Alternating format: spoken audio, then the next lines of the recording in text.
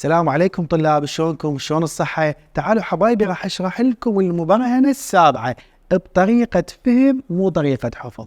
شوف وياي بالمبرهنة السابعة يقول إذا تعامد مستويان، يعني مستوي ومستوي ثاني عمودي عليه. حرسم لك المستوي الأول بهالشكل، شوف ترسم بهالشكل وتجر خط هيك مائل وتجر خط ثاني مائل وتكمل المستوي هيك. زين كملت هذا، كملت بهالشكل، رسمت مستطيل بهالشكل، حجر خط بالنص وتصعد.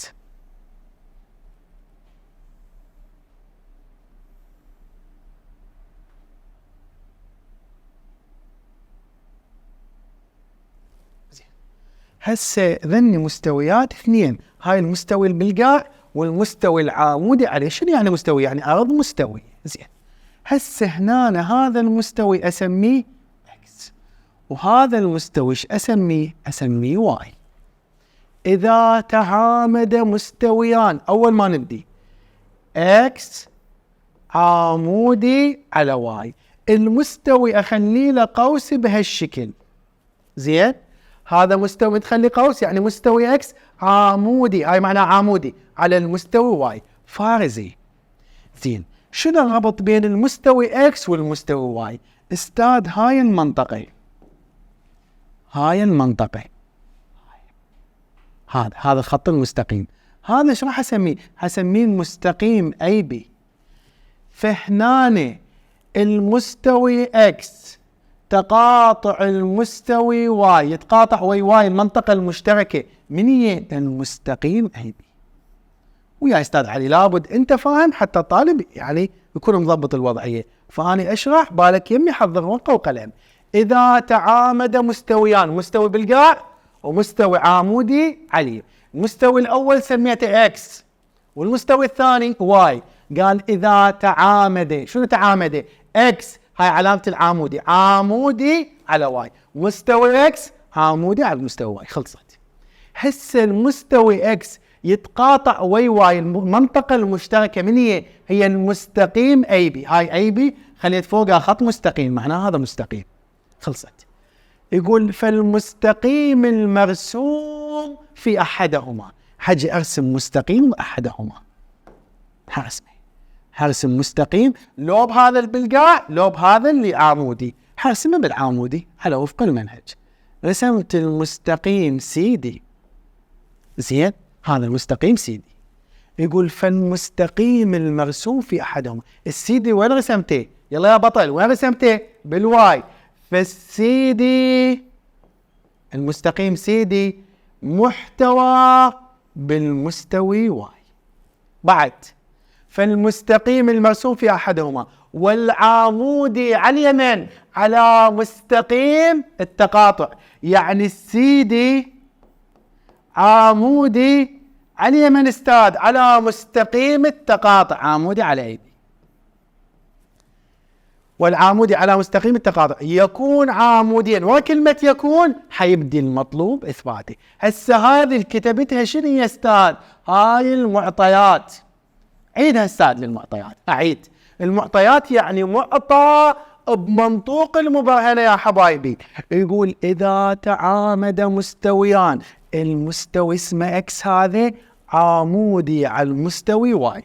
زين اكس ربطها بواي، شنو منطقة التقاطع المشتركة؟ شنو هي شنو المستقيم اي بي، يعني المستوي اكس تقاطع المستوي واي هو المستقيم هذا اي بي. زين استاذ هسه كمل الكلام، قال فالمستقيم المرسوم في احدهما. اجي ارسم مستقيم باحدهما، رسمته وين؟ بالواي، سميته المستقيم كيفك، بس انا سميته هنا سيدي. سيدي وين رسمته؟ بواي، فسيدي جزء او محتوى بواي. بعد فالمستقيم المرسوم في احدهما، كمل، والعامودي على مستقيم تقاطع، يعني السيدي عامودي وعلى مستقيم التقاطع من هو؟ عمودي على اي بي. زين هسه قال لي استاذ كملت المعطيات، عافيه. هسه اعطيه المطلوب اثباته. المطلوب اثباته استاذ المطلوب اثباته، وين اعرفه؟ وكلمة يكون. يقول فالمستقيم المرسوم في احدهما، هذا السيدي شبيه؟ يكون عموديا على المستوي الاخر. سيدي رسمته وين؟ بواي. يكون عمودي على المستوي الاخر. من الاخر؟ اكس. عافية بالبطل. فالسيدي يكون عمودي على المستوي الاخر اللي هو اكس. من اخلي له قوسين يعني مستوي، من اخلي خط مستقيم يعني هذا مستقيم. خلاص هذا مطلوب اثباته. اجي هنا أنا اكتب لك البرهان. تعال وياي. البرهان. خو ما هناكو ريفلكشن استاذ علي، ماكو ريفلكشن. امور طيبه ان شاء الله. البرهان. هسه فهمت لي المعطيات والمطلوب اثباته، امورك طيبه. كتبتهن اكتبهن ورقه وقلم. عافيه اكتبهن ورقه وقلم. المعطيات: المستقيم اكس، عفوا المستوي اكس عمودي على المستوي، لان المستوي ارض مستويه، اخلي له قوسين. المستوي اكس عمودي على المستوي واي. بعد المستوي اكس والمستوي واي متقاطعات بمن؟ بالاي بي. مستقيم هذا اي بي، هذا اكس تقاطع واي اي بي. بعد قال فالمستقيم المرسوم في احدهما، وين رسمته؟ هذا السيدي بواي، سيدي محتوى بواي. بعد ايش بيه؟ والعمودي على مستقيم التقاطع، سيدي عمودي على اي بي. منين جبت هذا؟ من المنطوق. معطيات معطى. يقول يكون عموديا، ويكون مطلوب اثباته. وكلمة يكون، يكون هو هذا السيدي عموديا على المستوي الاخر، يعني السيدي عمودي على من؟ المستوي الاخر يا هو ما بيه شغل على اكس، فالسيدي عمودي على اكس، هذا مطلوب اثباته. تعال اثبت. شو اقول لك؟ اقول لك نرسم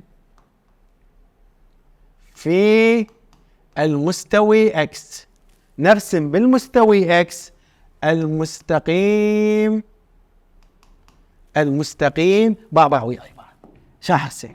المستقيم، تشوف هاي دي، رسمت بالمستوي اكس المستقيم يا هو دي اي. نرسم في المستوي، يعني في اكس، في المستوي اكس المستقيم دي، مستقيم دي. رسمت المستقيم دي. هذا المستقيم دي اي، يعني وين رسمته؟ باكس، فاقول دي اي دي محتوى باكس، هو مستقيم، خلينا خط مستقيم. بعد دي اي عمودي على من؟ عمودي على اي بي. استاذ دي اي عمودي على اي بي.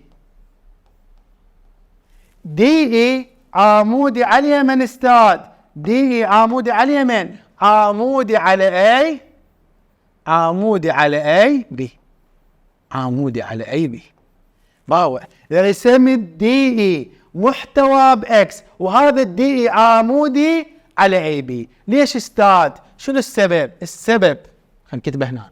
السبب في المستوي الواحد يمكن رسم مستقيم وحيد، يعني بالمستوي الواحد. بأي مستوي واحد؟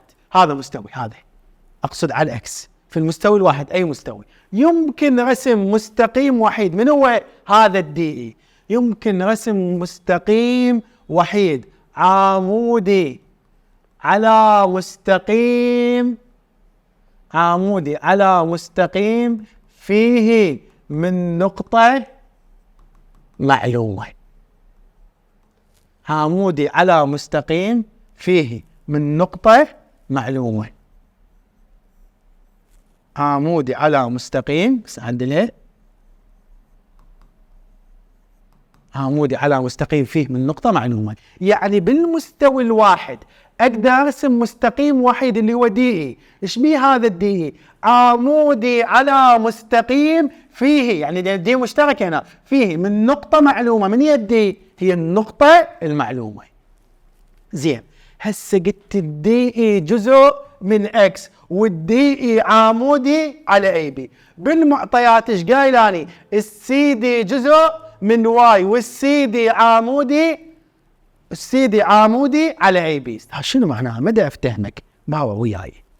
اني هسه قلت لك الدي اي جزء من اكس، رسمتها باكس وعامودي على مستقيم التقاطع اي بي، دي اي عامودي على اي بي. بعد ايش قايل لك انا بالمعطيات؟ قايل لك السي دي جزء من واي، هذا السي دي اذا شوف الثاني جزء من واي، والسي دي عامودي على اي بي. هذا من يحكي؟ هذا المعطى. اعيد الكلام. انا ايش عندي؟ وصلت انه رسمت دي اي جزء من اكس، الدي اي عامودي عليه من اي بي، يعني هذا جزء من اكس وعامودي على التقاطع المستقيم مع التقاطع. وبالمعطيات السي دي جزء من واي، السي دي جزء من واي، والسي دي عامودي على اي بي. اذا هذا جزء من هاي وعامودي على التقاطع، واذا هذا جزء من هاي واي وعامودي على اي بي، شنو معناها استاذ وياي؟ هذا جزء من هاي اكس وعامودي على التقاطع، وهاي جزء من هاي واي وعامودي على مستقيم التقاطع. هذا معناه شنو؟ معناه انه الزاوية هاي زاوية سي دي اي، زين، هي زاوية عائدة للزاوية الزوجية. من هي الزاوية الزوجية استاذ؟ الزاوية الزوجية المكونة من المستوي اكس والمستوي واي وبيناتهم المستقيم اي بي، بيناتهم المستقيم اي بي. اذا شوف هاي تعريف الزاوية العائدة، اذا عندك مستقيم جزء من مستوي وعامودي على التقاطع، ومستقيم ثاني جزء من المستوي الثاني وعامودي على اليمين على مستقيم التقاطع، هذا معناه انه الزاوية سي دي اي هي زاوية عائدة للزاوية الزوجية اكس فاصلة اي بي فاصلة المستقيم اي بي فاصلة واي، يعني هاي الزاوية الزوجية. زين اوكي استاذ، واذا هاي زاوية عائدة ايش قد قياسها حيكون؟ اذا هي عائدة للزاوية الزوجية راجعة للزاوية الزوجية، حيكون السي دي اي ويساوي قياسها 90 درجة. ليش؟ لانه احنا الان القياس مالتها الميجر الان قياسها للسي دي 90 درجة. ليش 90 درجة استاذ؟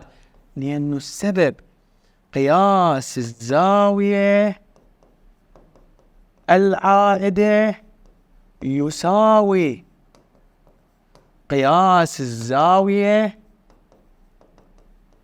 الزوجية والعكس صحيح. هسه عندي السي دي اي، هذا شوفه المستقيم سي دي اي، سي دي اي هذا شوفه سي دي اي. شنو هذا؟ هو شنو؟ زاوية عائدة للزاوية الزوجية. شنو يا استاذ؟ اكس واي اي بي، اكس فاصلة واي، يعني هاي عائدة للزاوية الزوجية. زين الزاوية الزوجية هاي هي شنو؟ متعامدة فقياسها 90، فالعائدة إلها هم قياسها 90، العائدة اللي هي سي دي هم قياسها 90. ليش قياسها 90؟ هاي هم يعني قياسها لأن قياس الزاوية العائدة يساوي قياس الزاوية الزوجية والعكس صحيح، العائدة إلها.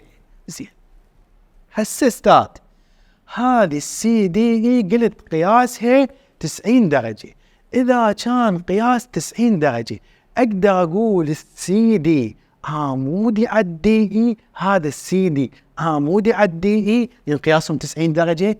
السي دي أقدر أقول عامودي على الدي اي، أقدر أقول بهالشكل السي دي المستقيم سي دي عامودي على المستقيم دي. أقدر. ليش؟ شنو السبب استاذ؟ السبب العلمي شنو هو؟ ليش أقدر أقول هذا الكلام؟ لأنه إذا كان قياس الزاوية بين مستقيمين بين السي دي والدي اي، بين مستقيمين 90 درجة، فإنهما متعامدان، والعكس صحيح. هسه ليش قلت سي دي عامودي؟ ليش هذا السي دي عامودي على الدي اي؟ لان قياسهم 90. اذا قياسهم 90، اذا الزاويه 90 بين مستقيمين، اذا الزاويه 90 بين مستقيمين، هذن المستقيمين متعامدات، واذا كانوا متعامدات قياسهن 90. فهسه انا اكتشفت قياسهن 90 لان عائدات للزوجيه، الزوجيه عاموديه قياسها 90، فهاي عائده للزوجيه هم قياسها 90. واذا قياسها 90 هاي، فالسي دي هو عامودي على الدي اي، لان اذا قياس الزاويه 90 بين مستقيمين فان المستقيمين متعامدان، والعكس صحيح. بعد استاذ هسه اقدر اقول السي دي هذه عامودي على المستوي اكس. عرفت السي دي عامودي على الدي اي، زين اقدر اقول السي دي عامودي على كل المستوي اكس؟ اقدر. ليش؟ السبب ليش؟ يقول لك اذا عندي مستقيم عامودي على مستقيم اخر، زين، من نقطة تقاطعهم فانه عامودي على المستوي الذي يحتويه. زين، اذا كان المستقيم العامودي على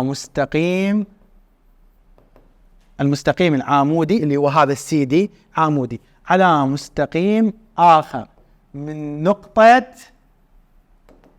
تقاطعهما،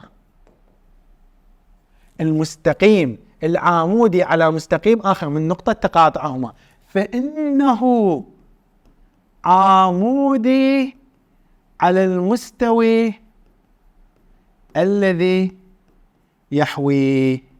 يعني المستقيم العامودي على مستقيم آخر من نقطة تقاطعهما فإنه عامودي على المستوى اللي يحويه. هذا عامودي على المستوى اكس اللي يحوي سي دي، اللي يحوي العفو دي اي. المستقيم سي دي إذا عامودي على الدي اي، على هذا المستقيم دي اي، حيكون عامودي على المستوى كله اللي يحويه. واضح؟ وهاي واو ها ميم، هاي نفسها المطلوب إثباته، إنه السي دي عامودي على العكس. تحياتي لكم، أتمنى وصلت الفكرة.